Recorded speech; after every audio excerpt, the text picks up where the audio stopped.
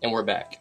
All right, Mets fans, baseball fans, we need to talk because I just saw something that honestly blew my mind. Fox Sports released their top 10 Dominican Republic players headed into the WBC. That's right, the World Baseball Classic. And they ranked them like this. Number 1, Vladimir Guerrero Jr. Number 2, Juan Soto. And I'm sitting here thinking, wait, what? Juan Soto second behind Vlad Jr.? Now listen, Vlad Jr. is a superstar. Nobody's denying that. But ahead of Juan Soto, the Juan Soto, same Juan Soto that might be the best hitter in baseball right now, the same Juan Soto who's absolutely destroying baseballs in the WBC tune-ups already. As a Mets fan, as someone who watches Juan Soto constantly, I'm sorry.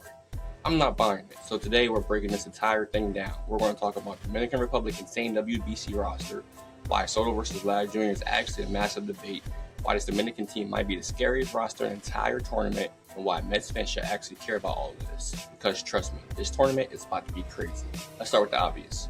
The Dominican Republic might have the most dangerous roster in the entire World Baseball Classic. I'm talking about a lineup that could realistically look like this: Juan Soto, Julio Rodríguez, Fernando Tatis Jr, Manny Machado, Vladimir Guerrero Jr, Oneil Cruz. I could go on. Are you kidding me? That's not just a good lineup. That's an all-star team stacked on top of another all-star team. You got MVP candidates, 30 home run hitters, guys with elite speed, guys with elite power, guys who can take over a game with one swing. And this is why every time the World Baseball Classic happens, one country always stands out: the Dominican Republic, because their offensive firepower is just ridiculous. But the ranking that Fox Sports released is what started this conversation, because they ranked the top Dominican players like this. Number 1 was Vlad Guerrero, 2 was Juan Soto, 3 was Christopher Sanchez, 4 was Julio Rodríguez, 5 was Fernando Tatis Jr, which I think is a little low, but whatever.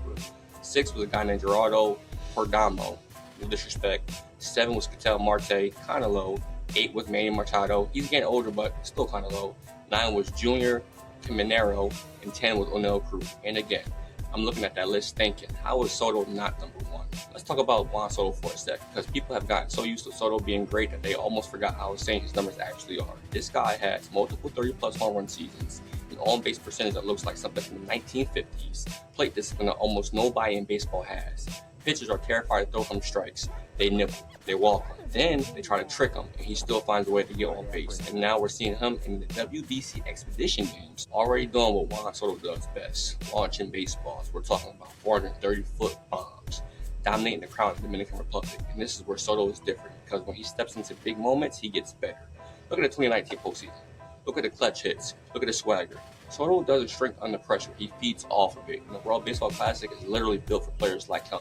Emotion, crowds, national pride, big swing. And if you're asking me who the best Dominican player is entering this tournament, I'm taking Soto, without a doubt. Now let's be fair, because Vladimir Guerrero Jr. being number 1 isn't crazy either. Vlad Jr. at his best is one of the most terrifying hitters on the planet.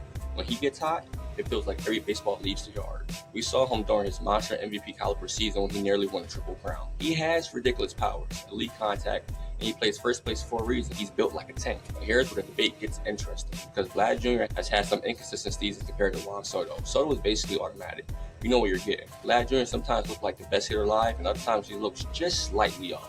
And that's why the rankings surprise people, because Soto feels like a more reliable superstar. But honestly, the bigger story might not even be Soto versus Vlad. It's the fact that the lineup is ridiculous top to bottom. Think about the names again: Julio Rodríguez, Tatis Jr, Machado, Oneil Cruz, and the list goes on. This team has power, speed, athleticism, and players who love the spotlight. The Dominican Republic doesn't play quiet baseball. They play emotional baseball. Home runs, backflips, crowd energy, and in the WBC, that atmosphere becomes electric, because these games feel closer to Soccer World Cup energy than regular baseball.